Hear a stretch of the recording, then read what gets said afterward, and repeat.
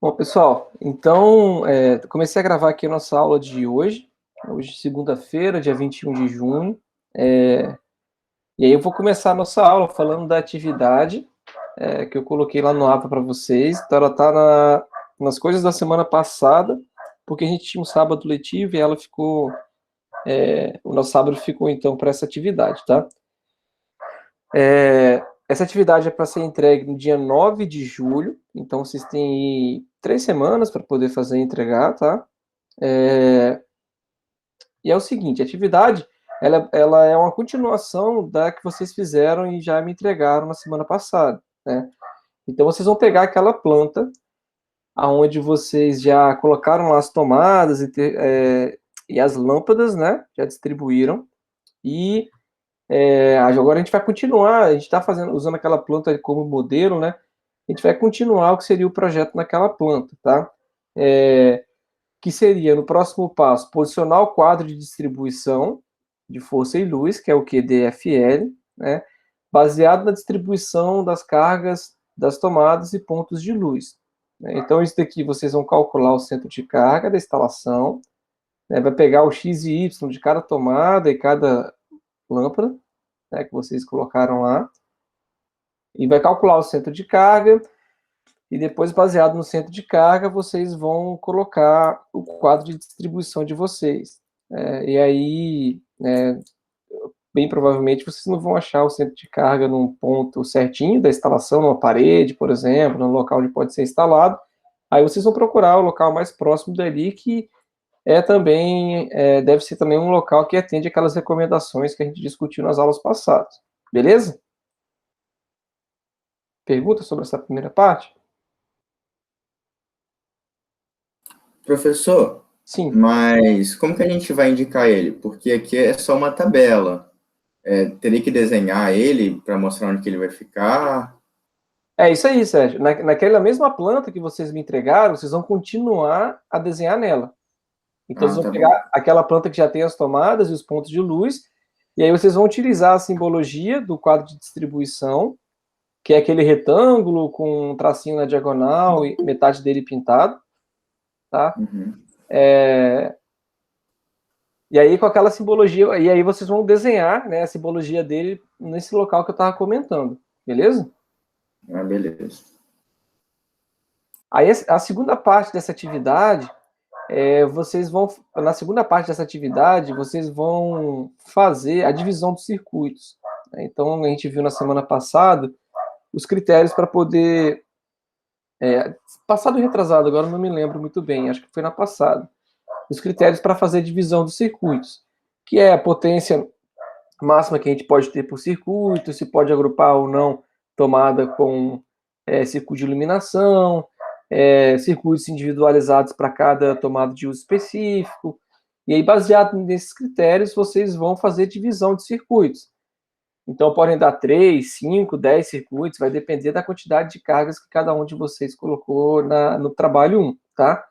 E aí eu botei como referência essa tabela, né? Até recomendo que vocês usem ela mesmo de referência. Provavelmente vocês vão precisar de fazer uma tabela de vocês, ou para quem for imprimir e fazer à mão, talvez tenha que agrupar algumas linhas daqui, né? Ou talvez seja mais legal fazer uma tabela lá à mão mesmo, mas que façam a utilização dessas colunas, porque lá na frente eu vou seguir sempre essa ordem aqui para a gente continuar o nosso projeto, tá?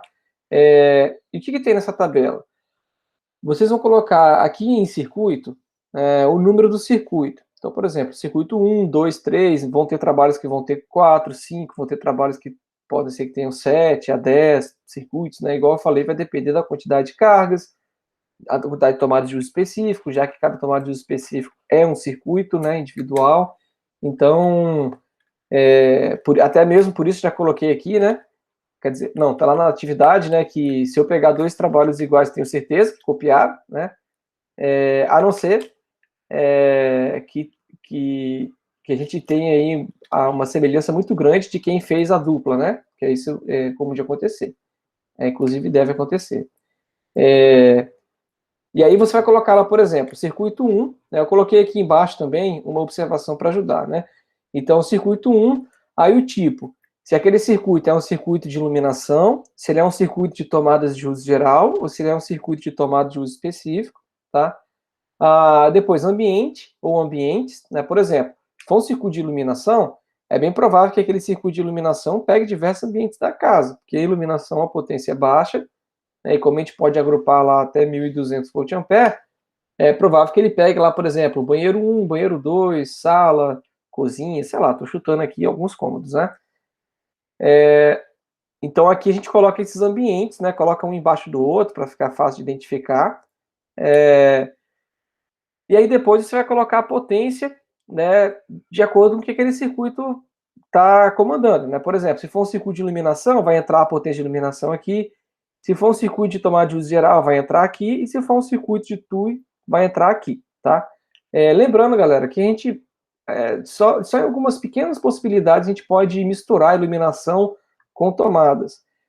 Que não é o caso do projeto que vocês estão fazendo, tá? Dessa planta aí. A gente sempre vai ter um circuito só de iluminação, um só de tomada de uso geral e um só de tomada de uso específico, tá?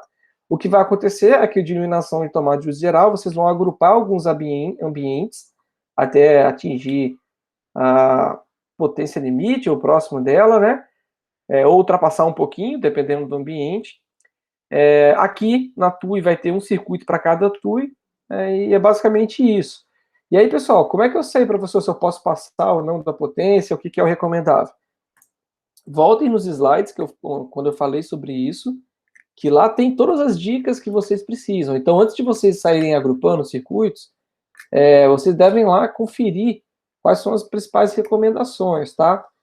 Cozinha, posso ter, o ideal é que eu tenha mais de um circuito no cômodo ou não, né? Iluminação, um circuito só para a casa toda. Então, todos esses critérios tem lá no slide.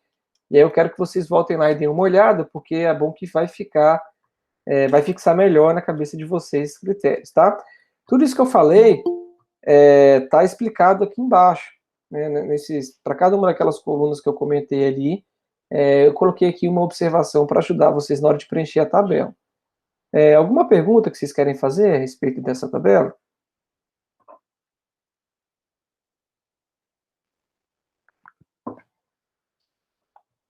Bom, então eu vou continuar aqui, pessoal. E aí, como a primeira parte, né, que é o posicionamento do quadro, vale 4 pontos. Essa segunda, que é a divisão de circuito, vale 4 pontos. E aí, para finalizar o trabalho, eu quero que vocês façam a distribuição dos eletrodutos, de forma que todos os pontos eles possam ser envernizados, não, energizados. O corretor aqui corrigiu, eu nem vi. Vou até substituir lá, tá, galera? Que eles possam ser energizados a partir do QDFL. O que significa isso?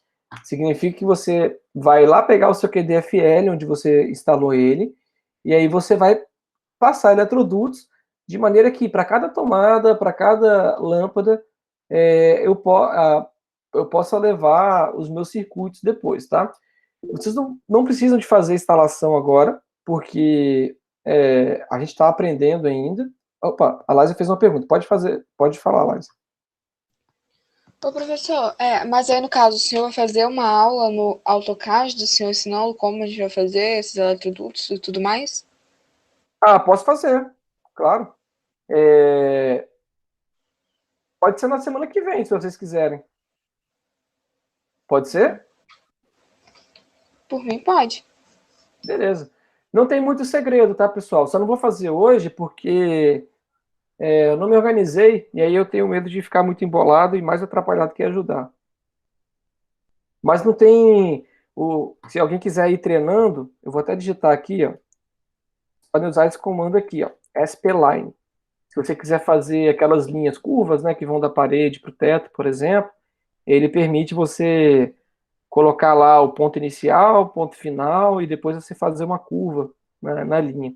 Quem quiser ir treinando, pode ficar à vontade de usar. Mas não obrigatoriamente ter essa linha, essa curva também não, tá? Mas, de qualquer forma, na segunda-feira que vem, então, e aí já peço até para vocês me ajudarem, Laísa, se for possível, né? Na hora da aula lá, me lembrar de fazer essa demonstração lá no AutoCAD para não esquecer, tá bom?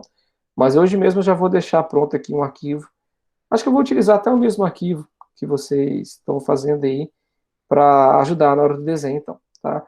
Lembrando, galera, que eu vou fazer lá no AutoCAD, mas, professor, eu não tenho AutoCAD, eu não consigo, meu computador não roda AutoCAD. Não tem problema, pode fazer à mão, tá? Quem puder fazer no AutoCAD, eu recomendo que faça, porque, né, quem gostar de trabalhar com projetos e depois que se formar for vender projetos, por exemplo, vocês não vão conseguir hoje em dia entregar um projeto à mão e ter uma aceitação boa, né? Vocês obrigatoriamente vão utilizar um software de desenho. O AutoCAD ele é um dos mais utilizados, então por isso que eu uso ele. Tem outros também, tá? Então, o Revit, quem quiser utilizar também fica à vontade. Mas é basicamente isso, né? Falo do AutoCAD porque a gente vai ter ele na escola depois para trabalhar e porque ele é um software que, de certa forma, é bem simples, para poder bem fácil de utilizar para fazer plantas em 2D, tá? As plantas baixas. E aí, né, vale 2 pontos, então, essa parte final, que é para poder fazer, então, a instalação, né, dos eletrodutos, de forma que permita que a gente faça a energização de todos os circuitos. A gente está começando a ver agora, nós começamos na semana passada, na disciplina de instalações, a fazer os circuitos para poder energizar as lâmpadas, né, comandar as lâmpadas e energizar as tomadas e tudo mais. Então, por isso que eu não cobrei nessa atividade ainda. Mas, claro, mais para frente vocês vão ter que fazer também isso nessa tarefa. E aí eu já peço, pessoal, quem está fazendo à mão, principalmente, que vá guardando esses desenhos, porque a gente, por exemplo, no trabalho 1, a gente já vai voltar no desenho, e mais para frente eu vou utilizar esses desenhos que vocês estão fazendo para a gente completar eles, né? Então, cada vez que a gente aprender uma etapa a mais do nosso projeto, a gente vai acrescentando essa etapa nos nossos desenhos, tá bom? Então, guardem quem está fazendo à mão, no computador também, né? Salvem lá para a gente poder continuar. Pessoal, dúvidas a princípio sobre a atividade? Provavelmente vocês vão ter algumas dúvidas quando estiver fazendo, né? Então, agora só para entender o que é para fazer, tá tudo certo? Beleza. Então, pessoal, eu vou fechar aqui essa atividade e vou para os slides da nossa aula de hoje.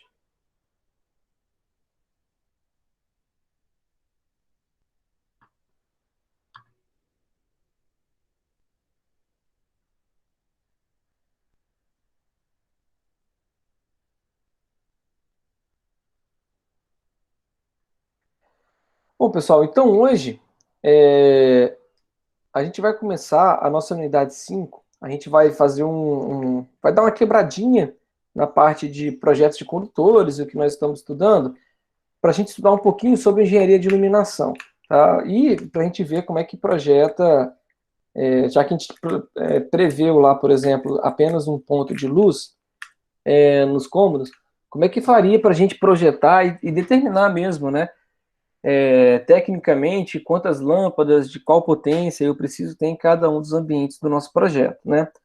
E aí depois a gente retorna fazendo instalação dos condutores e tudo mais, tá? Lembrando, pessoal, que vocês podem me parar a qualquer momento aqui, tá? Vou falando aqui, caso tenha ficado alguma dúvida, é só vocês me perguntarem que eu paro para poder tentar explicar melhor. Nessa unidade, a gente vai fazer um estudo breve sobre tudo que a gente precisa saber para desenvolver o projeto, tá? Então, a gente vai fazer na aula de hoje uma introdução, vamos estudar um pouquinho sobre a luz e a visão, seres humanos, claro, sobre as cores, e as grandezas e unidades, tá? Depois para frente a gente vai estudar sobre, ficou repetido aqui, né? Sobre as lâmpadas e sobre as luminárias, pessoal. Então, começando, né, vendo um pouquinho sobre a introdução, fazendo uma introdução sobre o assunto, né, que é a engenharia de iluminação, só para a gente conhecer um pouquinho da história do nosso panorama de iluminação. A lâmpada, ela foi descoberta por volta do ano de 1802, por esse Sir Humphrey Davy, tá? A gente fala sempre que ela foi desenvolvida por Thomas Edison, né, mas, na verdade, esse cara aí é o primeiro camarada que tem notícia de que utilizou a eletricidade. No caso dele, foi um banco de 2.000 células para gerar um arco elétrico, né, semelhante a um relâmpago, né, entre dois bastões. E aí o arco elétrico ele produz luz, né, igual quando a gente vê no relâmpago. Então, aqui a ideia do experimento, né, dois bastões, né, com um espaço entre eles, e conforme o ar, a gente considera o isolante, né, mas assim como acontece nos relâmpagos, naqueles aparelhos de dar choque que a polícia usa, quando a gente aumenta o nível de tensão, a gente consegue romper o ar, né, o dielétrico do ar, e aí na passagem de corrente elétrica pelo ar ocorre a emissão de luz. Entretanto, né, cerca de quase 80 anos depois, o Thomas Edison ele testou a primeira lâmpada que tinha um potencial de comercialização, ou seja, isso daqui era impossível de ser produzido e vendido, né? Então, apesar de produzir iluminação, não era algo nem próximo de ser parecido, né, pelo tamanho e pelo tipo de experimento com algo que a gente utiliza hoje para fazer iluminação. Aqui não, né? Aqui foi mesmo a ideia simples, né, de colocar um filamento de carvão dentro de um bulbo de vidro com vácuo, né, para tirar o oxigênio, para impossibilitar que o fio de carbono entre em combustão, né, que ele pegue fogo. E aí sim surgiu a lâmpada que pôde ser comercializada. E para vocês terem uma ideia de como que foi importante, né, esse experimento, né, e essa invenção do Thomas Edison, é que até agora no Brasil, até cerca de 10 anos, a gente ainda produzia lâmpadas com esse formato, com um fio, no caso não usava o carvão, né, mas o tungstênio, mas basicamente com a mesma ideia, né, um bulbo com um filamento lá no meio, que na passagem da corrente emite luz, né? Então, poxa, é uma invenção que perdurou aí a sua utilização por uma parcela enorme da sociedade, pelo menos comparando aqui o nosso país, com 140 anos depois quase, ela ainda era utilizada, né? Então, é algo realmente marcante para a nossa sociedade, principalmente porque até esse momento aqui, toda a iluminação era feita lá com a queima de algum combustível, né? Então, isso muda substancialmente a forma com que a gente vive, né, os períodos noturnos, principalmente. A iluminação atualmente no nosso país, ela é responsável por 17% de toda a energia consumida, né? Ou seja, se a gente pegar tudo que a gente gera de energia no país, 17% ela é utilizada para fazer iluminação. Então, daí a importância, né, de se, principalmente pensando em termos governamentais, que é quem toma conta, né, das ampliações da nossa matriz energética para garantir com que ela continue atendendo as nossas necessidades, de se utilizar lâmpadas que iluminam, né, a mesma quantidade, com o mesmo fluxo luminoso de outras lâmpadas, mas que consomem menos energia elétrica, exatamente para a gente tentar reduzir, né, a quantidade de energia que a gente consome para fazer iluminação. E já dá para imaginar também que a iluminação de ruas, né, ela é uma vilã, né, porque gasta-se muita energia para fazer iluminação de rua. Entretanto, é uma iluminação que é muito importante, tá? Tanto por segurança pessoal, né, quanto segurança no tráfego de carros e tudo mais. Vão existir alguns pontos que são fundamentais quando a gente trata da iluminação. Alguém fez alguma pergunta? Eu fiz um barulhinho aqui para mim, acho que foi do meu computador. Desculpa, gente. Quando a gente fala da iluminação artificial, tá? Um deles é o nível de iluminamento suficiente para cada atividade específica, tá? Não vai ser o nosso caso, essencialmente, na disciplina de projetos residenciais, porque os nossos projetos residenciais, eles não estão ligados, né? Ele não é obrigatório, primeiro, no projeto, tá? Fazer o cálculo, chamado cálculo luminotécnico, mas ele é obrigatório em ambientes comerciais e também ambientes industriais, tá? E aí, nesses setores, para cada tipo de atividade, existe um nível de iluminamento mínimo, tá? Ou seja, dependendo da atividade, um médico, por exemplo, um cirurgião, ele precisa de ter um iluminamento muito maior do que nós temos, por exemplo, no estacionamento de uma empresa, né? E por motivos óbvios, né? Cada atividade ela tem um nível de precisão diferente. Um outro critério que é importante, e aqui sim ele vai ser importante para a gente, é a distribuição espacial da luz sobre o ambiente. Então, às vezes, colocar um ponto de luz só no teto, num ambiente que é muito grande, vai ocasionar uma distribuição ruim. Mesmo que aquela lâmpada tenha um fluxo luminoso que a gente calculou para o nosso ambiente, o que acontece quando a gente coloca um único ponto é que a gente vai ter um local do ambiente que vai estar com uma iluminação muito grande, né, e vamos ter diversos outros pontos do ambiente que vão estar com uma iluminação bem deficiente, tá? A escolha da cor da luz, tá? E o seu respectivo rendimento, também é importante. A cor da luz, eu vou mostrar depois alguns efeitos psicológicos, né, que a cor ela traz para a gente. E o rendimento é o quanto que eu gasto de energia para poder iluminar, né, aquela quantidade que eu estou prevendo no projeto.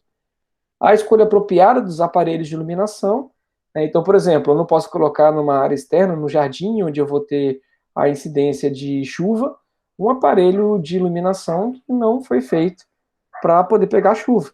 Aí a gente volta para aquele IP lá, por exemplo, o grau de proteção, que o índice de proteção, né, que a gente vai precisar de pegar um aparelho de iluminação que tenha um índice de proteção contra a chuva, tá? Outra coisa que é importante, como que as paredes e os pisos, qual eles são, né? Ou seja, o tipo de execução.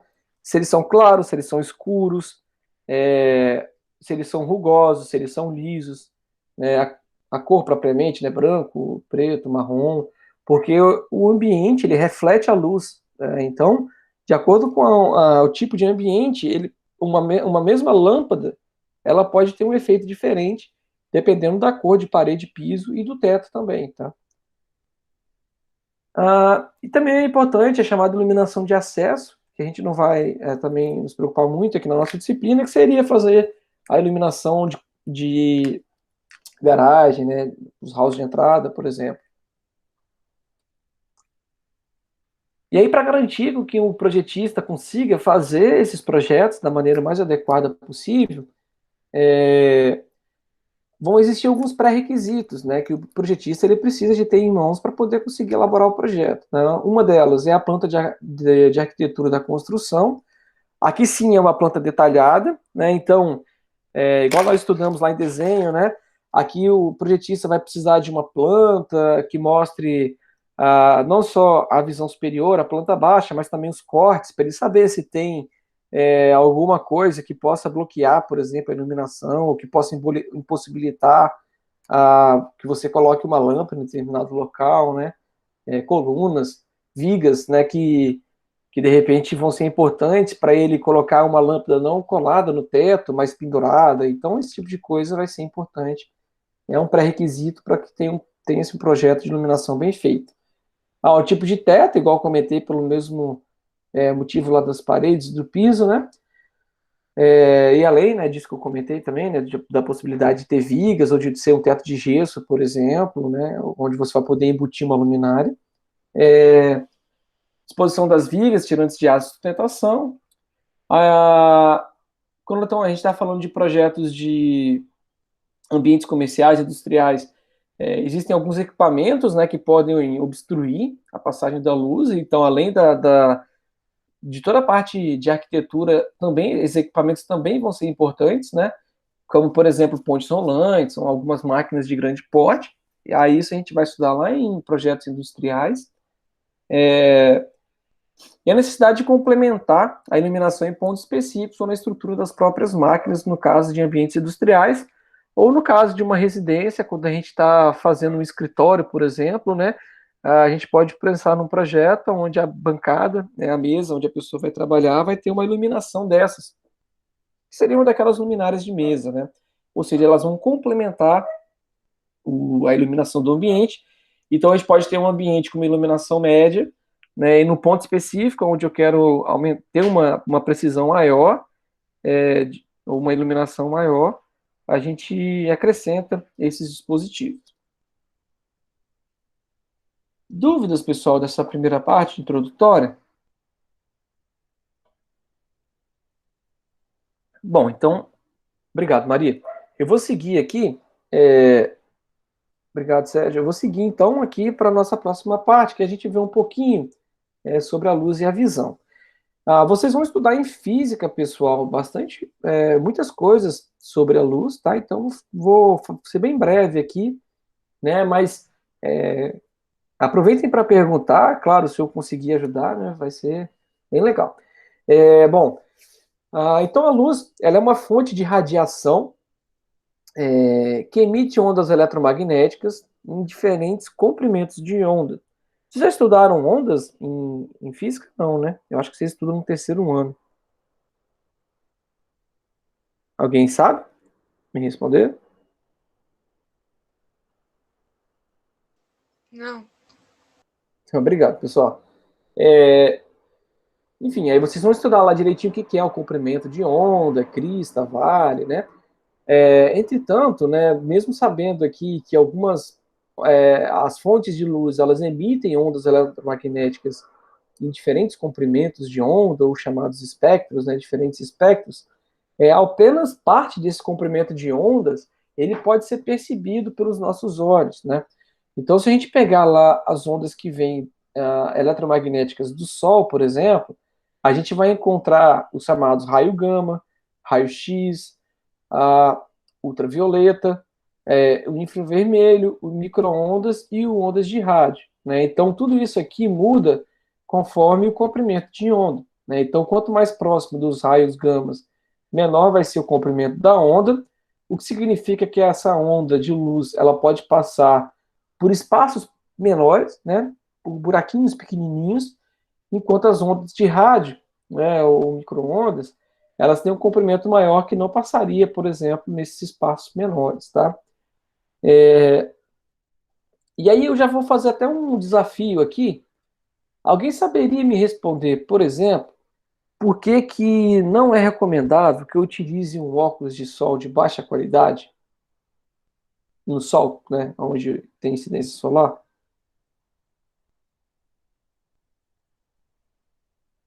Pode chutar, pessoal.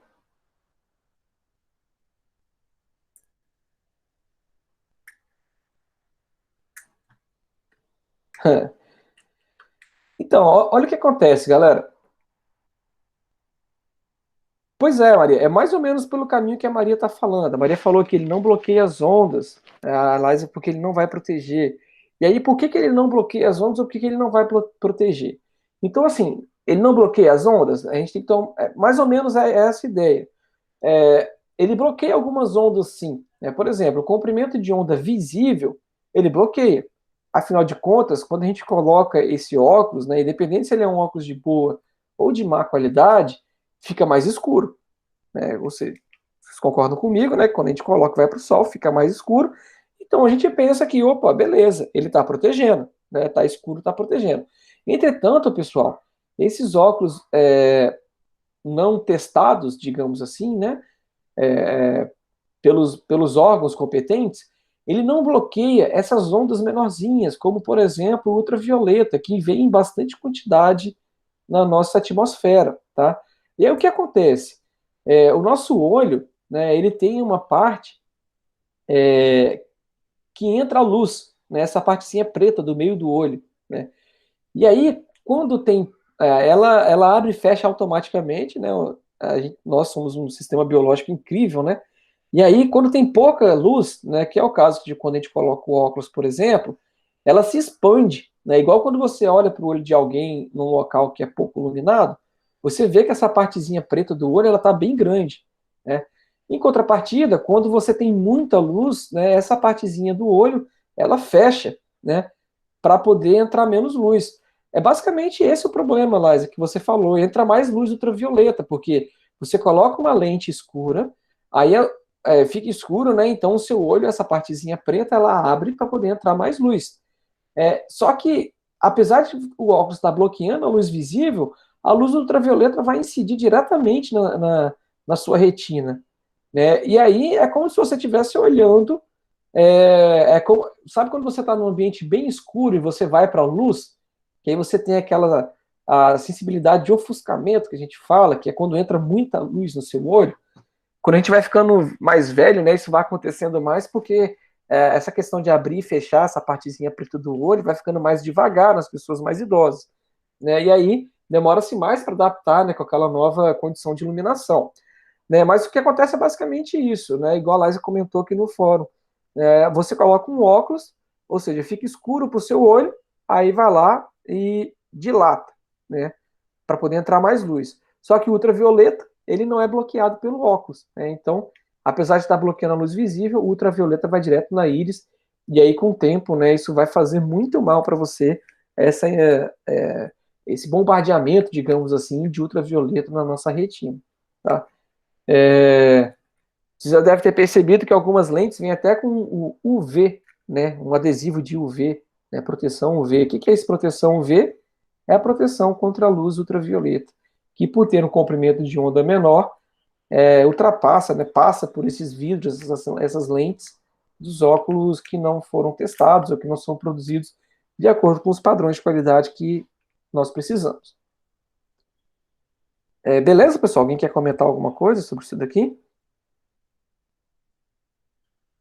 Beleza. E aí eu vou comentar um pouco sobre as diferenças de luz, então, né? Um pouquinho agora sobre luz e vou falar um pouco mais ainda sobre cor daqui a pouco, tá?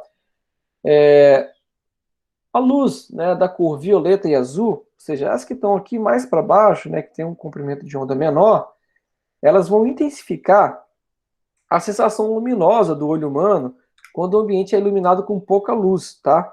Como ocorre, por exemplo, no final da tarde e à noite. Ou seja, nesses horários aqui, né, se você tem uma luz, né, que está iluminando, puxando para a cor violeta e azul, o nosso olho tem uma sensação de luminosa melhor, tá?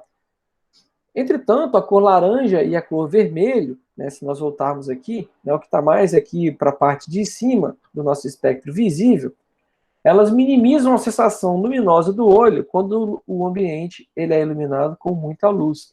Ou seja, se tem muita luz no ambiente e essa luz é na cor laranja e vermelho, o nosso olho sofre menos, digamos assim, de sensação luminosa do que se naquela mesma quantidade de luz elas fossem violeta e azul.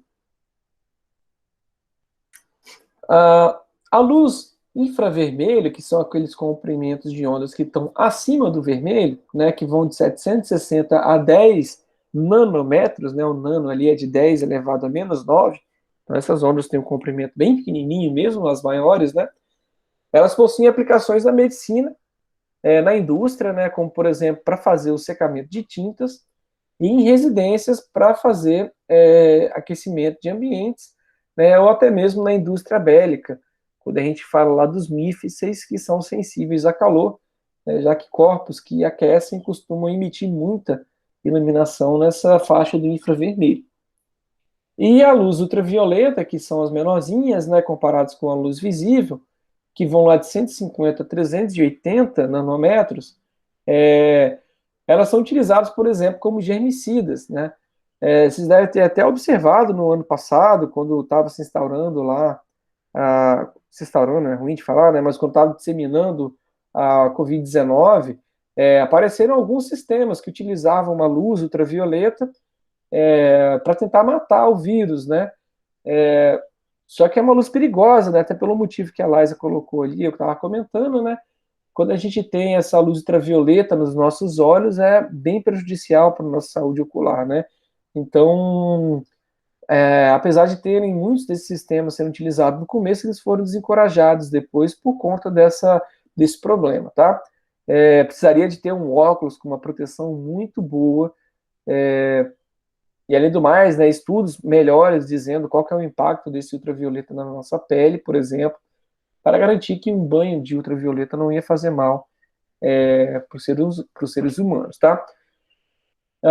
Mas é muito utilizado, por exemplo, para fazer identificação de marcas, né? Por exemplo, papel moeda, né? O nosso dinheiro ele tem algumas marcas que eles aparecem quando a gente incide uma luz ultravioleta.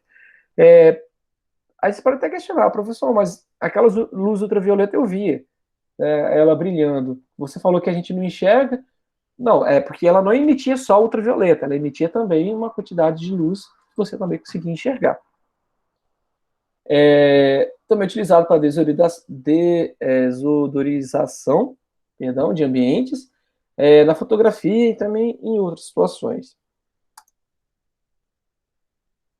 Eu acabei esquecendo de falar, botei uma banana aqui. Pessoal, e aí, ainda na questão das cores ali, alguém saberia me responder por que a banana é amarela? Quer dizer, não porque a banana é amarela, né? Por que a gente enxerga a banana na cor amarela?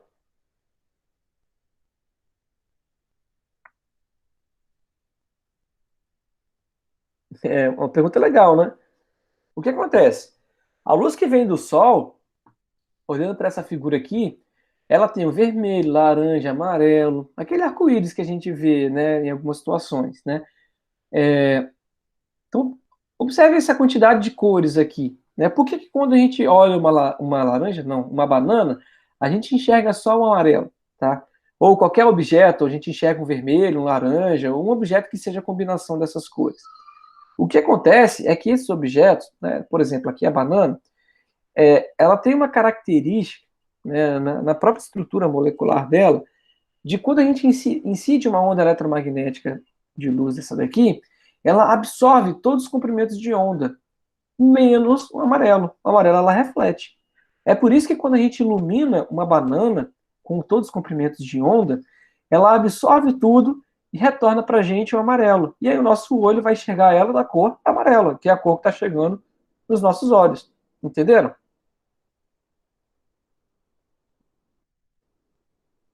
O que é a cor branca? A cor branca é um somatório de todas essas cores. Ou seja, quando a gente enxerga o branco, quer dizer que está vindo todos esses comprimentos de onda para os nossos olhos. Né? E a cor preta, professor, que é até tecnicamente falando por algumas pessoas, o pessoal gosta de chamar de ausência de cor. É porque a cor preta ela absorve todos os comprimentos de onda e não retorna nada para os nossos olhos. Alguém consegue agora perceber por que usar uma camisa com cor preta, quando você está lá na luz do sol, esquenta mais do que a cor branca? Porque uma onda eletromagnética, ela transporta energia, né? Ela ilumina, mas ela transporta energia. Então, quando você está usando uma camisa que tem a cor preta, né, ela está absorvendo todos os comprimentos de onda. E aí, por consequência, ela absorve toda a energia daqueles comprimentos de onda que estão sendo incididos sobre ela. Enquanto uma camisa na cor branca, ela vai refletir, né? Claro, não é perfeitamente branca, né? Vai acabar absorvendo um pouco de alguns comprimentos, mas ela vai refletir bastante esses comprimentos de onda e ela vai absorver menos calor. Né? Por isso que a gente tem, então, essa diferença, né, de aquecimento do nosso corpo quando você está usando uma camisa de cor mais escura, na cor preta, para uma camisa da cor branca. Né? Então, tudo está relacionado, né, com a questão de absorver ou refletir um determinado comprimento de onda visível. Né? E aí a gente já pode aqui adiantar que se eu tenho uma lâmpada artificial dentro de um ambiente que não tem a capacidade de emitir algum desses comprimentos de onda, você já deve imaginar que vai acontecer então uma distorção das cores do objeto que eu estou iluminando. Concorda?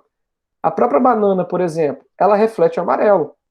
Se eu fizer incidir sobre a minha banana uma luz, né, que não tem nada do amarelo, você vai ver completamente distorcido, provavelmente numa cor escura, às vezes não completamente preto, porque ainda assim uma combinação de outros espectros aqui vai fazer ela voltar alguma cor para os nossos olhos, mas você não vai ver ela da mesma cor que você veria, por exemplo, se ela estivesse sobre a luz do sol.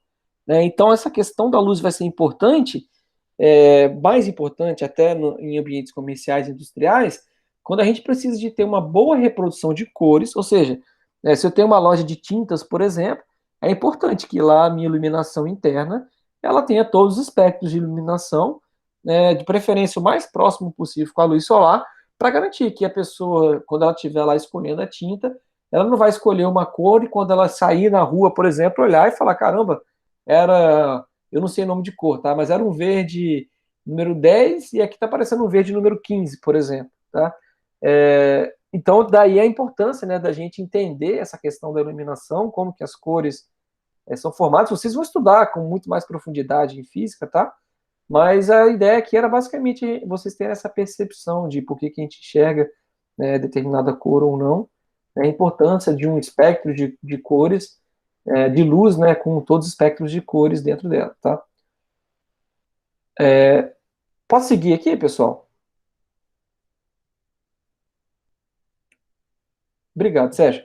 Então, olha só, seguindo aqui a nossa aula, vou falar um pouquinho agora sobre as cores propriamente dito, tá? A maior parte das ondas eletromagnéticas produzidas pelo Sol, ela está no espectro de radiação infravermelho, ou seja, 50% do que vem do Sol está acima do que os nossos olhos conseguem enxergar. E dos outros 50% restantes, 40% é luz visível, desculpa, é luz visível, ou seja, está naquele espectro de cores que a gente enxerga, que são sensibilizados pelos nossos olhos, e cerca de 10% ela é de radiação ultravioleta. Aqui eu vou fazer uma pergunta, bem simples até. Pessoal, se a maior parte é luz infravermelha, por que que no óculos de sol lá, vem lá escrito que a proteção é contra ultravioleta e não contra infravermelho? Podem usar a lógica para responder. Deixa eu voltar naquela figurinha, de repente ajuda.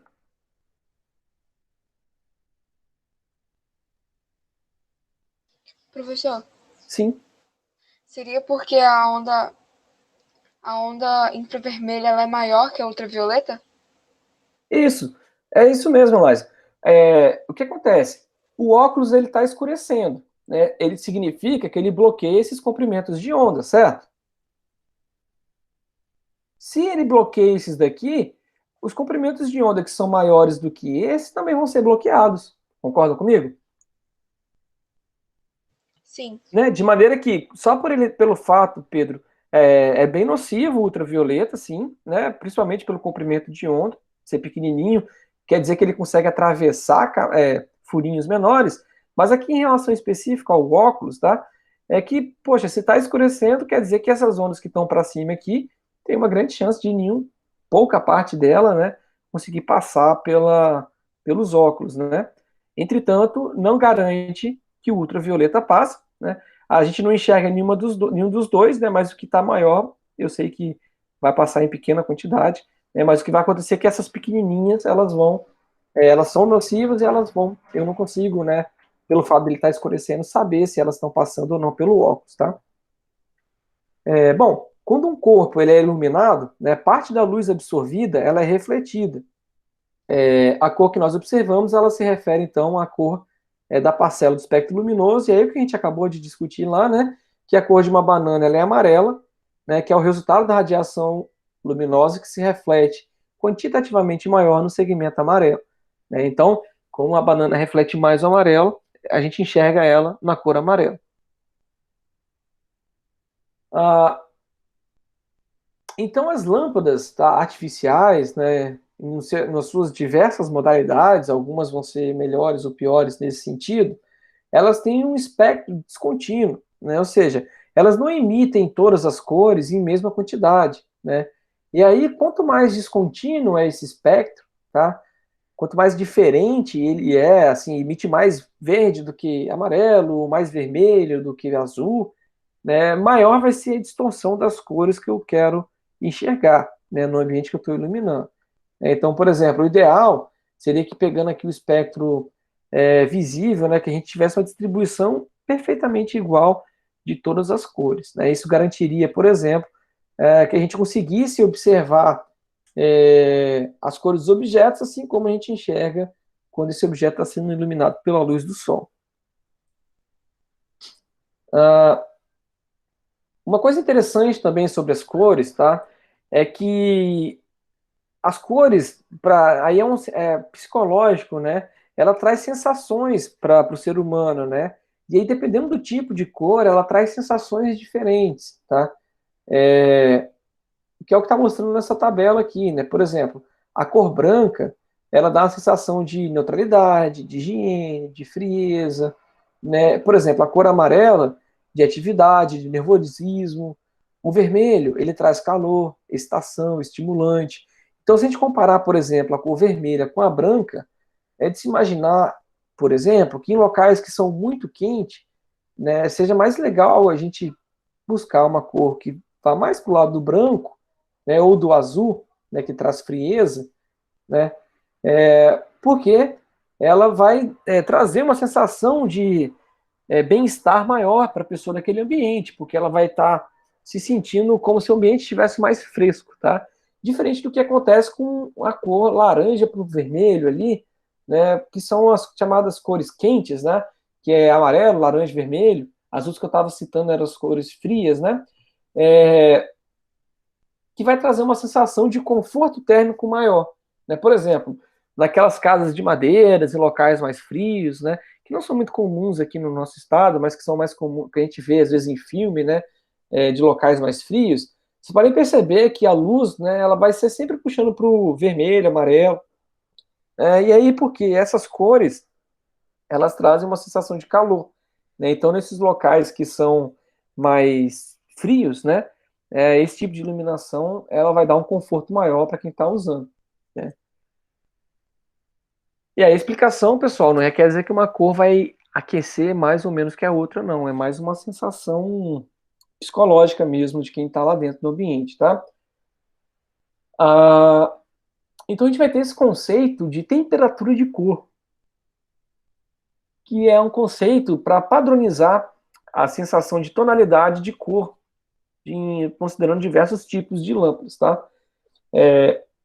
Essa essa temperatura de cor, né, esse critério, ele utiliza a unidade Kelvin, né, e a luz da lâmpada, tá, ela é comparada com a de um corpo de prova metálico que é aquecido a diferentes temperaturas. Então, quando a gente pegar lá uma cor, uma lâmpada com uma determinada temperatura de cor, 3.000 kelvins, é porque aquilo está sendo comparado com uma com um corpo de prova, né, feito lá no laboratório e tal, e para aquele, comparando, né, aqueles dois, o corpo de prova com aquela lâmpada, dá-se então aquela temperatura, tá?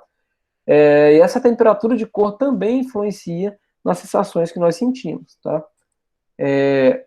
Por exemplo, se a gente compra uma temperatura de cor de 3.000 Kelvin, né, considerada quente, né, ela vai ter um efeito associado de ser amigável, de ser íntimo, de ser pessoal, né, aonde a gente pode aplicar numa residência, por exemplo, nas salas de estar, em quartos, tá, em ambientes comerciais como bares, restaurantes, ou em mostruários de mercadorias também, né. A cor neutra também é recomendável, né, também traz essa sensação, né, de amigável, de convidativo, de intenso.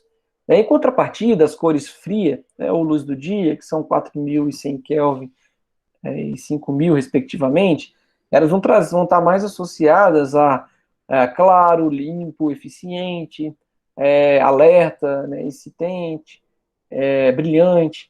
E aí, por exemplo, numa residência, né, a recomendação é que, se a gente está falando de cozinha, de lavanderia, ou comércio, indústria, hospitais, né, essas cores são mais recomendáveis, né, por ter essa possibilidade de estar claro, limpo, né, de ser importante nesses ambientes.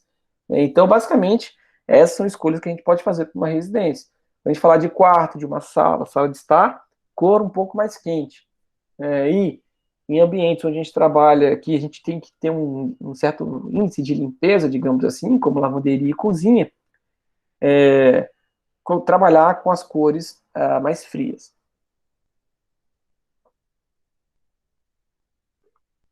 E aí um outro fator que é importante é o chamado índice de reprodução de cores, que é o IRC, tá? Esse fator ele mede a percepção de cor avaliada pelo cérebro na comparação com uma série de padrões sobre diferentes sistemas de iluminação. Então pega-se esse padrão de cores aí, ilumina com uma lâmpada e dá uma nota de 1 a 100.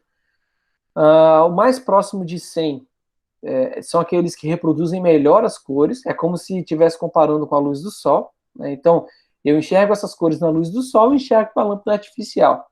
Quanto mais próximo da cor que você enxerga na luz do sol, mais próximo do 100, quanto mais diferente, mais próximo do 1. Né? O ideal é que as lâmpadas fossem sempre o mais próximo do 100, mas a gente vai ver que não é isso que acontece. E aí, pessoal, o IRC que você ideal para cada tipo de ambiente, né? Ele vai depender do que você quer fazer, né? De forma geral, se ele for maior ou igual a 80, a gente fala que aquela lâmpada tem uma boa reprodução de cores. Se for entre 60 e 80, a gente tem uma reprodução de cores razoável, e menor que 60, a gente fala que é uma reprodução de cores ruim. A gente vai ver que diversas, principalmente lá em ambientes industriais, nós temos diversas tecnologias de lâmpadas que se enquadram com uma má reprodução de cores, tá?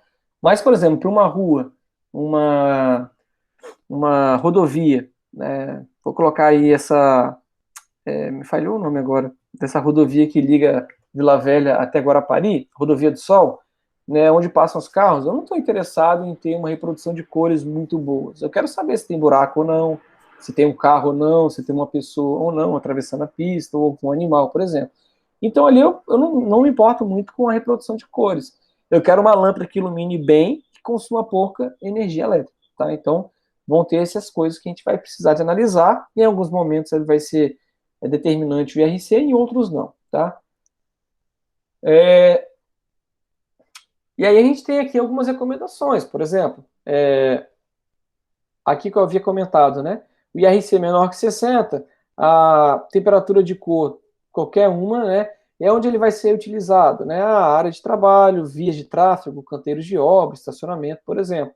Em compensação, os IRCs maiores, como maior que 80, por exemplo, a gente tem na temperatura mais fria, sendo utilizado em indústria têxteis, gráficas, ou indústria de tintas, e em temperaturas mais quentes, sendo utilizado em residência, restaurante, na iluminação de joias, aquela iluminação dirigida, né? Quando você bota lá um painelzinho, coloca uma luz apontando, né? A gente fala que é iluminação dirigida, e assim por diante. Então, essa tabela aqui nos ajuda também a correlacionar o índice de reprodução de cores junto da temperatura, qual que é a melhor aplicação para aquele tipo de lâmpada. E aí, para finalizar a nossa aula de hoje, vou ver com vocês aqui algumas grandezas e unidades que são importantes, tá? Porque algumas delas a gente vai utilizar na hora de fazer o projeto, e, por exemplo, vão ser parâmetros de escolha das lâmpadas, tá? A primeira grandeza é o chamado fluxo radiante, tá? Ou fluxo energético, que eu estou representando aqui com a letra P, tá? Esse fluxo radiante é a potência transportada por todo o espectro presente no feixe de energia que a luz emite, incluindo a soma da luz vermelha, a infravermelha e a ultravioleta. A unidade é a mesma unidade que a gente usa para medir energia, para medir potência elétrica, perdão, que é o watt, tá? E aí ela serve, né, para poder fazer uma análise da eficiência energética, né? Quando a gente mede em watts por metro quadrado, se a gente tem esse número menor do que 10, né, a gente tem uma instalação muito econômica, né? Por exemplo, se eu tenho 60 watts iluminando um quarto de 10 metros quadrados, 60 por 10 dá um 6. Né? Então, a gente tem considerado, né, uma aplicação muito econômica. Se esse número está entre 10 e 20, ela é só econômica, e se ele é maior do que 20, ela é não econômica, tá? Então é mais um parâmetro para a gente saber se a gente está gastando pouco ou muita energia para fazer iluminação de um ambiente. Bom, aí seguindo aqui nós temos o chamado fluxo luminoso, tá? Esse aqui é muito importante porque o primeiro método que a gente vai utilizar de projeto, a gente vai utilizar o fluxo luminoso, tá? Para poder fazer determinar o fluxo total de um ambiente e aí escolher lá a quantidade de lâmpadas para fazer iluminação. O fluxo luminoso, ele é a potência de radiação emitida por uma fonte luminosa em todas as direções do espaço, tá? A sua unidade, ela é o lúmen, né?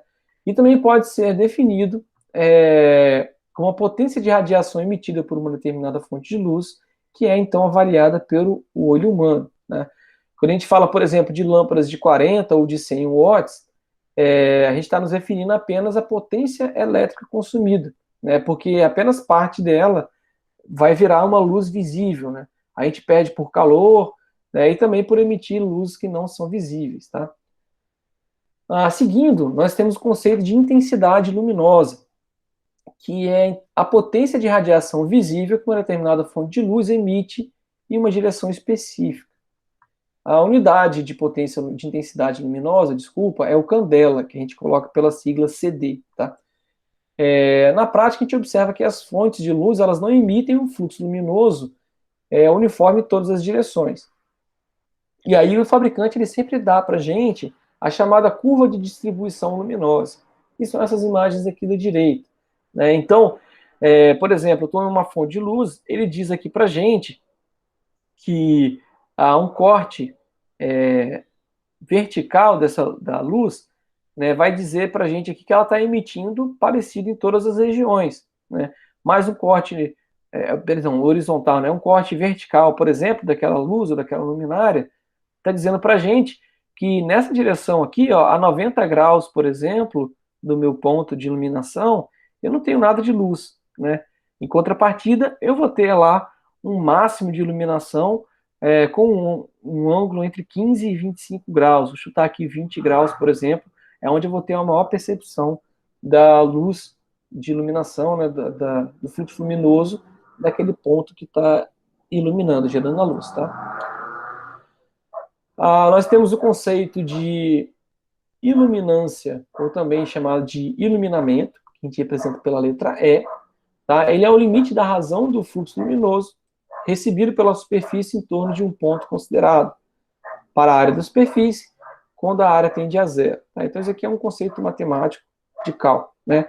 Na prática, a gente pode expressar como sendo a divisão do fluxo luminoso pela área que eu quero iluminar, né?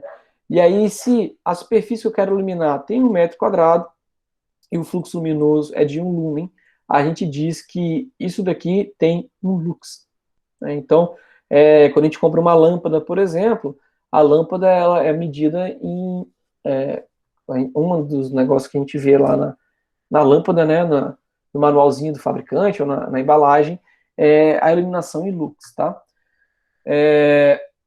Então ele corresponde ao fluxo luminoso incidente numa determinada superfície por unidade de área.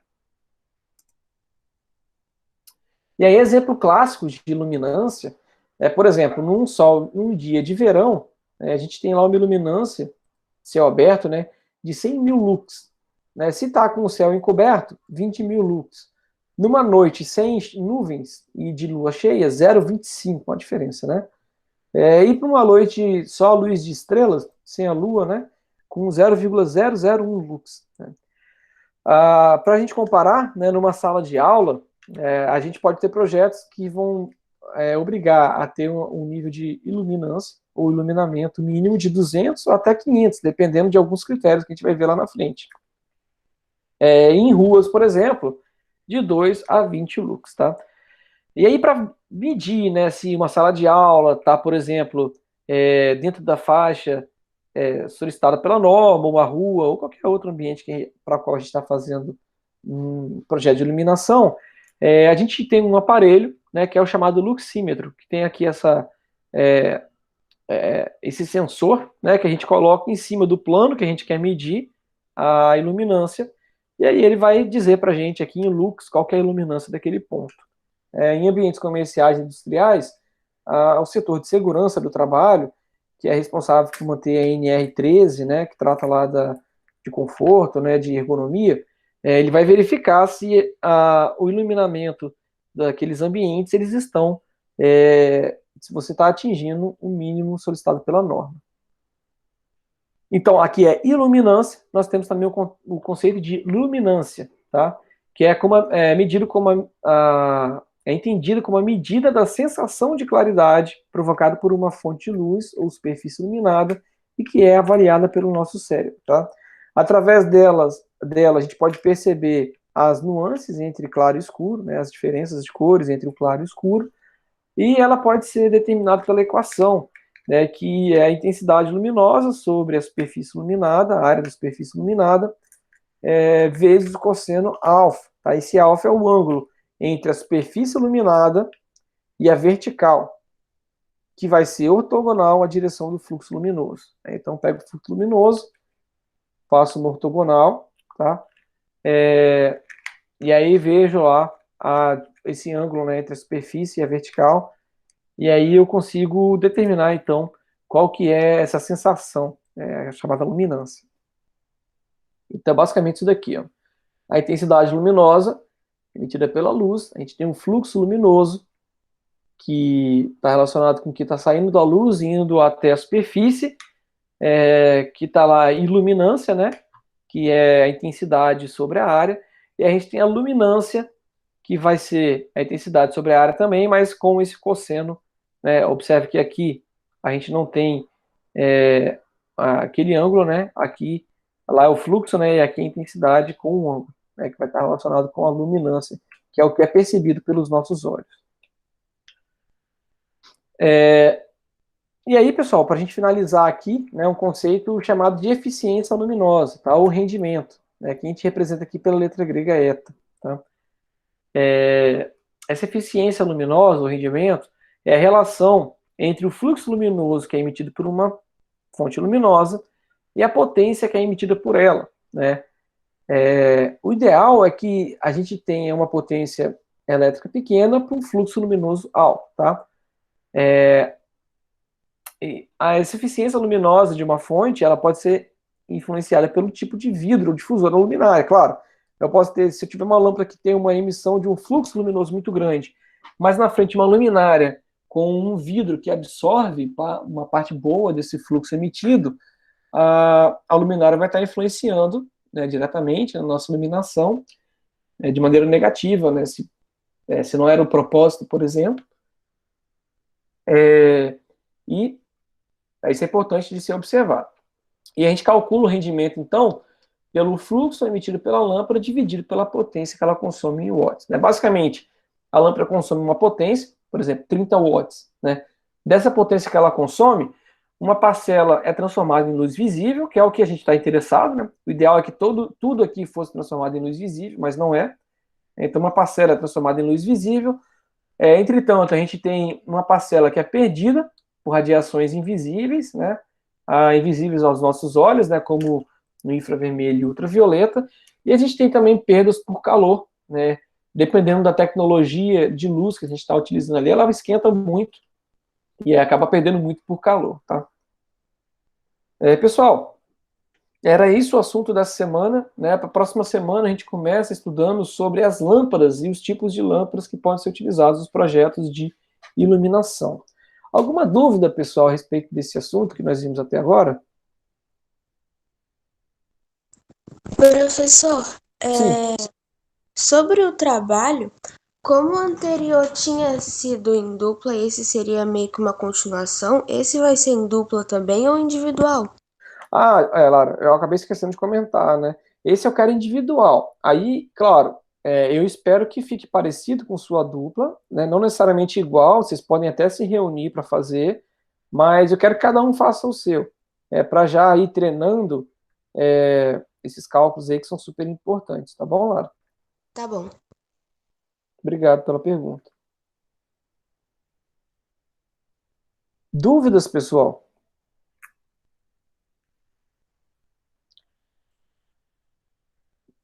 Bom, pessoal, então vou agradecer, obrigado pela presença de vocês aqui na nossa aula. Nossa aula foi gravada, eu vou agora esperar terminar o carregamento dela lá no Drive, e assim que estiver pronto, eu disponibilizo lá, então, no site, no AVO da nossa disciplina, para quem não pôde participar, tá bom, pessoal? Lembrando que amanhã a gente tem a aula de instalações elétricas, então, né, amanhã, 9 horas, de novo aqui para a gente conversar sobre instalações, beleza? Então, bom dia para vocês aí e até amanhã, galera.